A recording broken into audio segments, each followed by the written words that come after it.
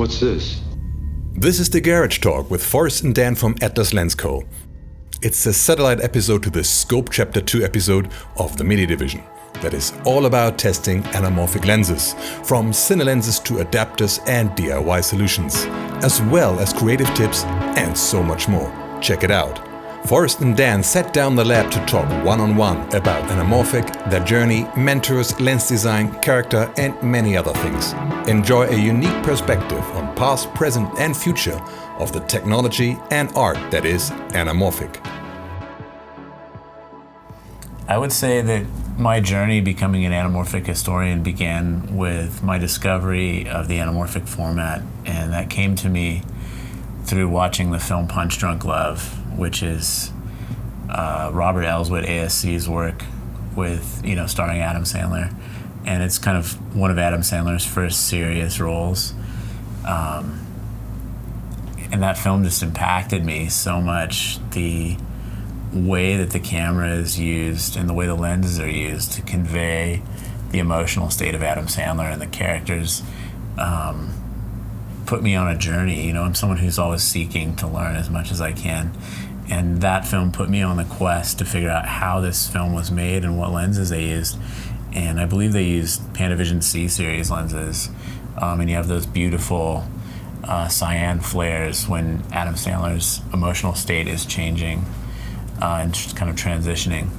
And so that film started me on a quest to learn as much as I could about CinemaScope and anamorphic formats.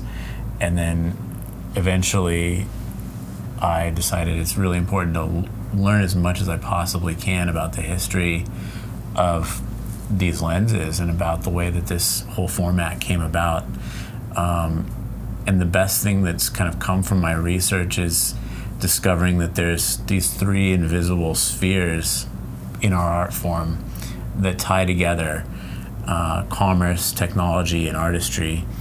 And there's often interesting and unintended results that are third-order consequences of cascading effects between business decisions, technical choices, and technical mastery, and then the way artists use the tools that are made to make the films. And oftentimes the most interesting and beautiful results come from unintended and unexpected things that transpire as time goes on.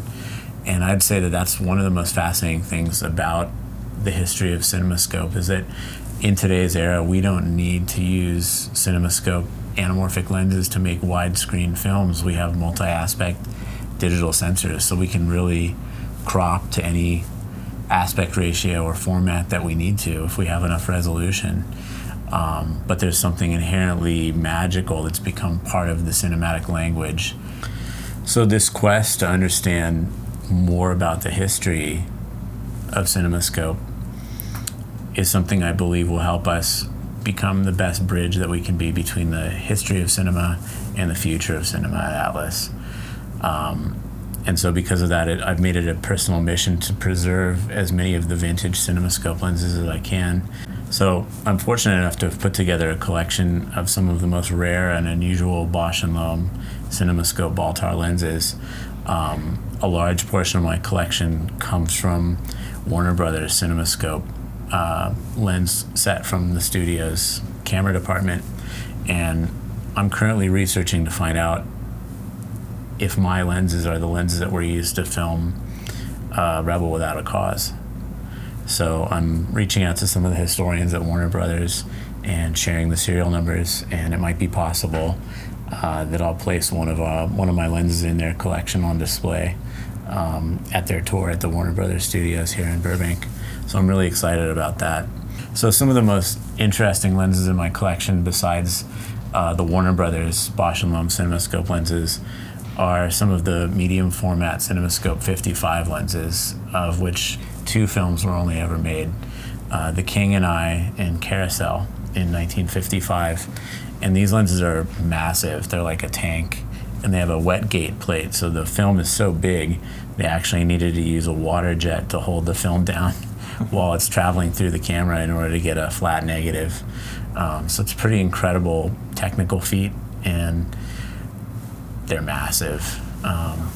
So yeah, I feel really fortunate to be a part of preserving cinema history, preserving CinemaScope history in particular, and hopefully working with Forrest and Atlas Lens Co. to create the future of cinema history.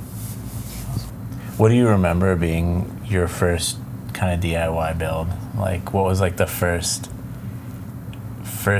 experience with anamorphic glass on a DIY level? Yeah. I remember it was back in high school, actually. We did a project with, let's say, in an AP class, or sort of a, what do you call them with their like extra class that you have where you go off-site? I can't remember what they're called. Like extracurricular AP physics or something? Or no, club. Doing video, we would go to the video station that was local, so there's like a Merced television station. I'd work like work experience. Work experience. Oh, that's sick. Yeah. So while I was there, we made some friends with some of the people that work there, and one of them was really into the depth of field adapters at the time, and I was making those just as a hobby. So there was this time where he wanted to make it work on one of those B4 Sony cameras, like the broadcast style. And that was my first time trying to make like a relay lens, basically saying, well, it needs to focus close. I kind of understand how that works, but I basically just took apart a bunch of C-mount lenses, got some stuff from Edmund Optics. I think I put it in like PVC. I made an aluminum bayonet mount for it, and basically just tried to make a relay lens that focused on that deep depth of field adapter.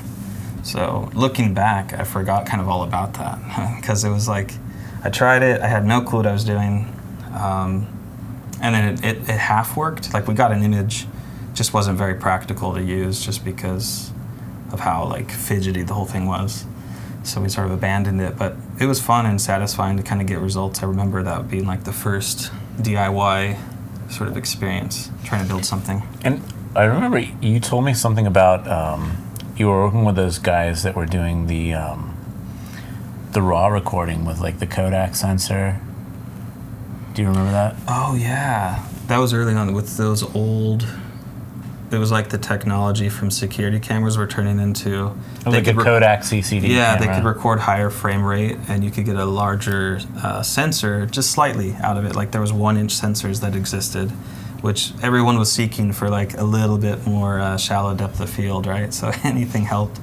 And this one guy had a company based out of Utah where he was selling these security cameras and the software that you could run it off a laptop. For capture.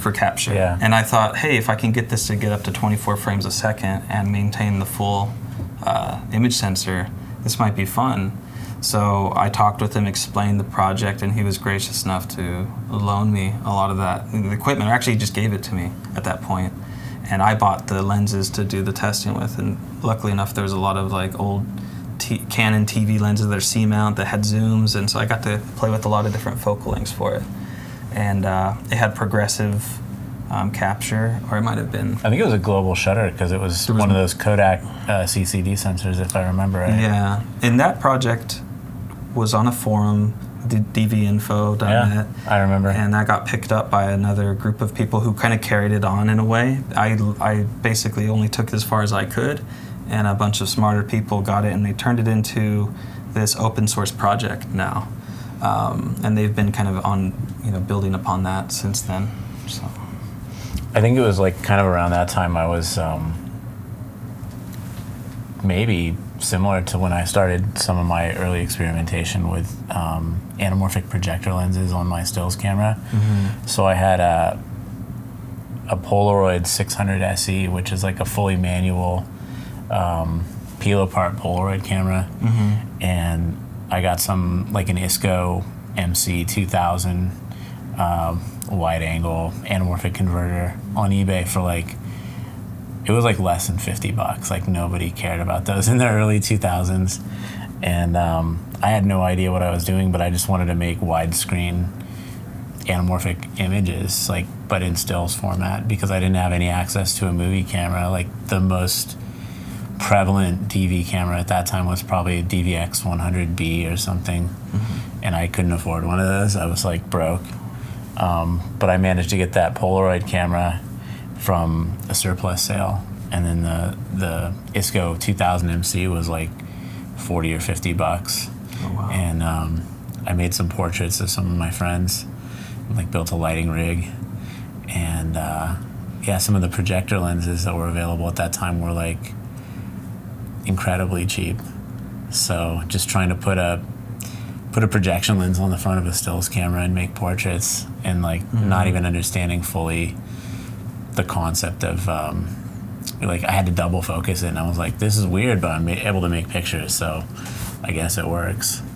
But it's kind of funny times. Yeah. What was the Panasonic had this adapter that was a 1.33 times called like the LA 200? 7200. 7200. I bought one of those on eBay just because I had seen some footage done with it, and I had hopes that, I'd be able to focus through that. And when I found that I couldn't focus closely, or I would lose, I'd get mumps basically.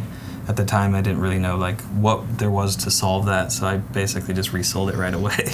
I don't know what they're worth now, but I had that, and I kind of kept it for like maybe a month or two, and basically just felt like, well, I can't really shoot through this. I can get one thing in focus, and that was about it. But it was the same thing. I was seeing a lot of,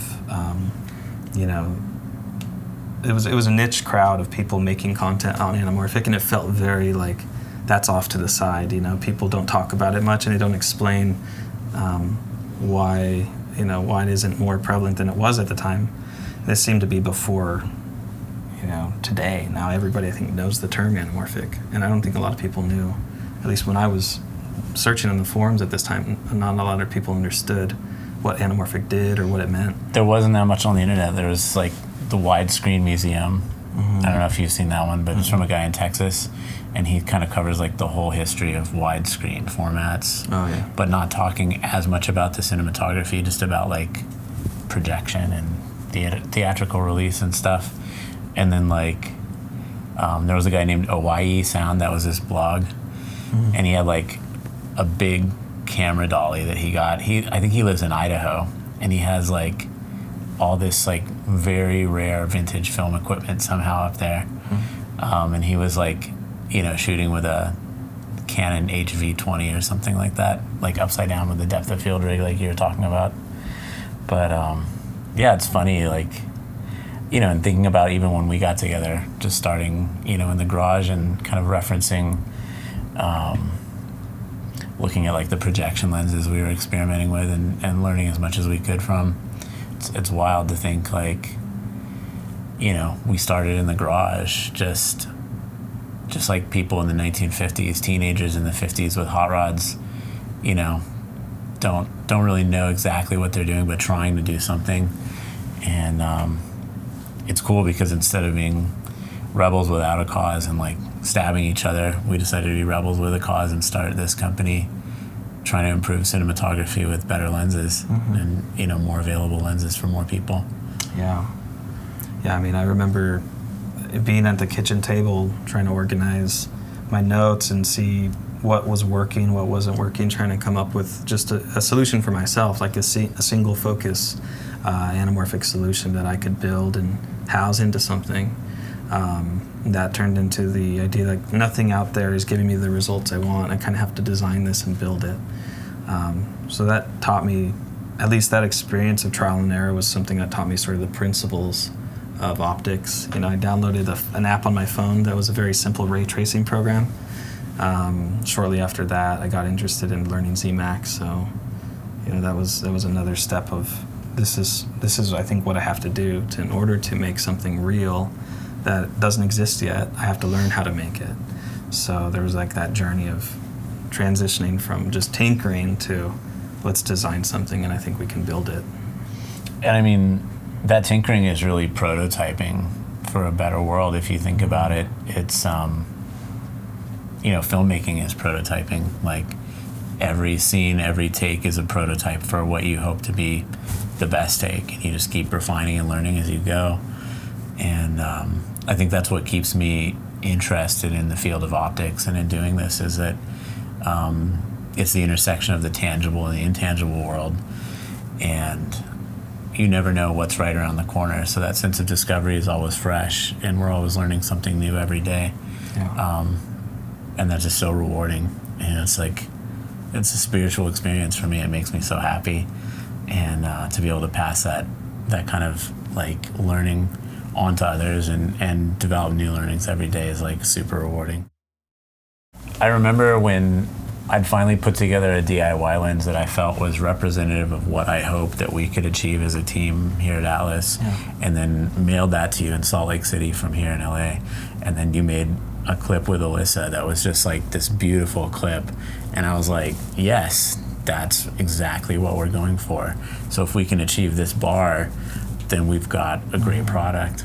Yeah. That was a pretty special experience with the DIY stuff. Yeah. Looking back on that, I remember you and I had a discussion about what attributes of cinema lenses did we like? Like, what do we want to keep in as far as character goes in this lens design?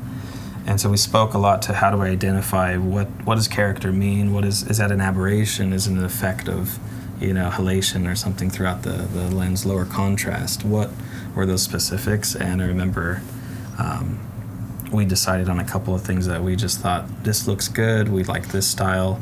And I remember it harkened back to the early days of optical design where they're just getting into computer-aided methods, right? Where they could only focus on a couple of rays, maybe a couple of fields, and that was it. You wouldn't go over and beyond to try to optimize everything. You could only do so much, and that was kind of the result you would get. And I remember settling on, we kind of want to emulate that. Let's go for something like that. Totally. And what's cool about the DIY stuff, working out of our garage together and respectively, independently, and then together, is we had really good reference points for sort of this meets the bar of what we'd expect to use as a lens in the real world, and this doesn't. So, that's one of the beautiful things of DIY is that if you're able to craft your own thing really well, you can kind of set a bar for what your hopes and expectations would be from a professional tool. And, it might be held together with some glue and duct tape and, whatever it takes to make it work. Retainer rings that are made of filter size changers. But, you have a good reference point to say, like, this meets my bar or this doesn't. And that's that provided a really good tool of discussion between us, don't you think? Yeah. No, that was our way of communicating, the look of what we were trying to present. It was, like you said, we're our first customers, basically. The lens had to meet our bar of, we like it. And we would keep it, we'd buy it. And I think that's what we strived for, and we continue to strive for when we design new products and new lenses. Absolutely. For me, the moment Forrest and I knew the Orion series was more than just an idea was the moment that we first held our first prototypes together and put them on a camera, because we'd been talking about it at that point for at least 18 months.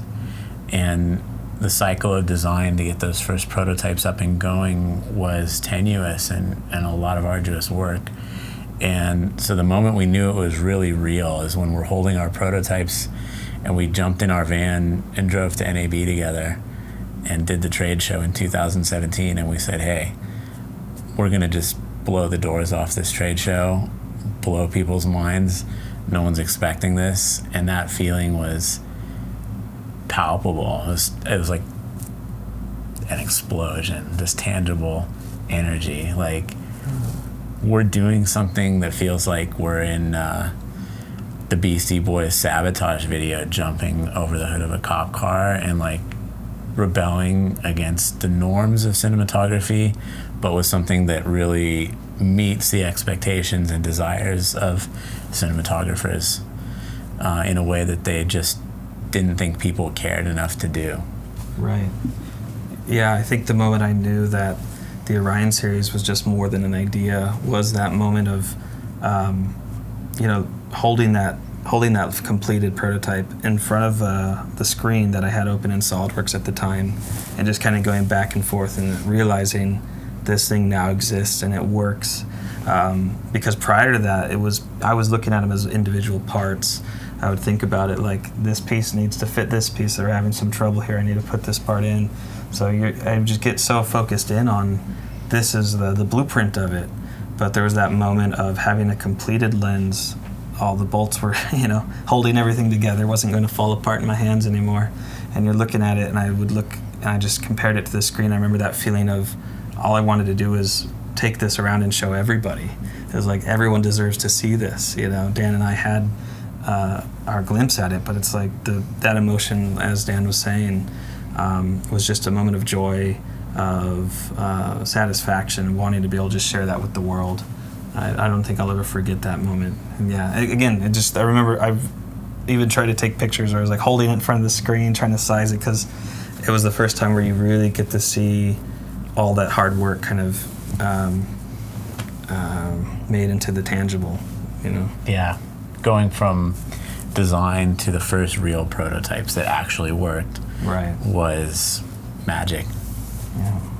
Our secret sauce here is really our team. Yeah. Incredible people here in Burbank, just working super hard and focused on making the best lenses that we possibly can. It's really cool. And it's just amazing. I don't know. For sure. No, I'm really proud of everyone in the company. Everybody brings something unique. It's very much like a tight family, and I think just huge respect to everybody in Atlas Lens Co. But like you were saying, in the beginning, we had a lot of mentors that we had the opportunity to meet that worked with us. We have Scott DeWald, who's with us today, taught me so much in the beginning. We worked closely together on the design for the Orion series. And that ability for me to go from just an idea that I think this might work to understanding how to implement that into a program and run a simulation, see the charts and say, yeah, that's working, we should probably do that. That helped inform me today, like what processes I might take, as I continue to think of new ideas, that we continue to consider those. Yeah, and people like Peter Repich, who, he started Unique Optics, and previously he'd been with Nikon, and he's one of the creators of the Red Pro Primes, but just seeking his mentorship to figure out how to build a team of lens technicians was such an incredible opportunity, an incredible journey. Mm-hmm. He introduced us to people like Ricky, who's one of our best lens techs here, and people like Nervo. That all came through Peter, and those human connections with others who have gone before and gone through making lenses, building lenses in the craft and the setup of test stations and how you might check a lens. Great mentorship there. And, Luke Tran, who showed us the best way to build and mechanically inspect the lens, was incredibly useful. Yeah. Yeah, today, all of those learnings, I think, are what have shaped the way that I design when I get into the middle of trying to solve a problem, whether it's an optical problem, like what are we trying to make and how can I measure that? How can I convey that to somebody else? And, one of the things that I analyze when people talk about lenses is when they say character, right? This lens has character. I'm a very... maybe more analytical. I'll look at it like, well, there's something measurable there that they see that they think is character, right? And what does that character mean? Sometimes I think it means it's the aberrations, the accumulation of what aberrations are in that lens system gives it character. And sometimes that makes me think the absence of character is just transparency, right? Just it's what it is out in reality gets captured on the sensor with no alteration, no distortions, no aberration. To me, that would be like no character, maybe. So I wonder about that sometimes, and that's helped inform me, how do I turn a term that might be subjective into, I can measure this in the computer, or I can set up some algorithm in the computer to help measure this and say, I want this much of it, or I want this much of this, and choose where in the field it goes. These are all methods that I've had to sort of establish that helps keep me maybe grounded, so that when I go too far and someone says, I don't like this character, I don't like this attribute, I can go, oh, okay, I see what that is. Let's pull it back here, let's move it to here. These are all sort of design things that only have come to me after being able to, I guess, have these conversations with these professionals and these masters in optics. It's the only way that I've gotten to the place where I am, where I'm comfortable designing with that in mind. How do you find and quantify that intersection of the tangible and the intangible world, right? Mm-hmm. Exactly. Yeah. That's, we've spoken to that before. I think that's where the art lives a little bit, the creativity and what we would deem magic, There's sometimes it can't be explained why just crossing over a little bit more to too much either can be really, really good and people like it, or it could be we have an adverse reaction to it and say that's too much. But just enough of it, right there in the right spot, it looks pleasing. So there's always a little bit to find out, and how do you measure that, and how do you quantify that back to the computer? I think that's one of the challenges that I enjoy, trying to come up with new ways to do that. Yeah, I think there's two things that I'm really excited that we're working on together as a team here right now. One is the development of skills within the company. So we're leveling up our abilities, not only in terms of thinking, planning, organization, structure, engineering, supply chain management, assembly, watching our team develop and increase their skill set and teach and learn at the same time is super rewarding. And I think the other thing that we're working on that's also super exciting is to see us developing a new category of product that just doesn't exist in the marketplace that I think is really going to blow people's minds. So we're at the heart of a product company, and I think this new product line is going to really change the way people think about making anamorphic movies. So it's just super rewarding to watch us develop this totally new product subcategory. Yeah, the thing that I'm working on that I'm most excited about probably right now isn't a lens, but it's the system at which we just go about designing lenses and making sure that they're designed correctly, cataloging some of the steps and working with all of our team here, the engineers, research, getting those steps formalized into a way where we can work in a pattern that's productive. Something that excites me a lot. It's the procedure. I think that's something that at the beginning I didn't realize. I think all what it would entail making lenses. I think Dan, you and I have spoken to that. It's a surprise going from what we thought making lenses means into what it really means. And to me, that's the most exciting part of the design process is learning what it takes, what needs to be done, and implementing those as part of a system. It's also exploited from me, like it's shown me how much I can be a nerd about things, but also how creative I like to be in other things and combine those together. So I used to think of those as sort of opposites maybe, that they couldn't work together, but I find that with optics and with science, there's a way to combine that so much that it creates I think it creates an environment for me where anything can become an exciting project, whether it's a new lens or an existing lens or improving the system here within engineering.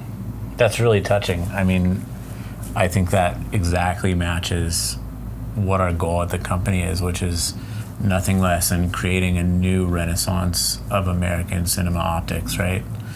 And I think what you're speaking to is renaissance thinking. It's how do we be as creative as possible, as scientific as possible. It's the alpha and the omega, and then combining those things to really make something that's both real and magic at the same time. So that's super inspiring.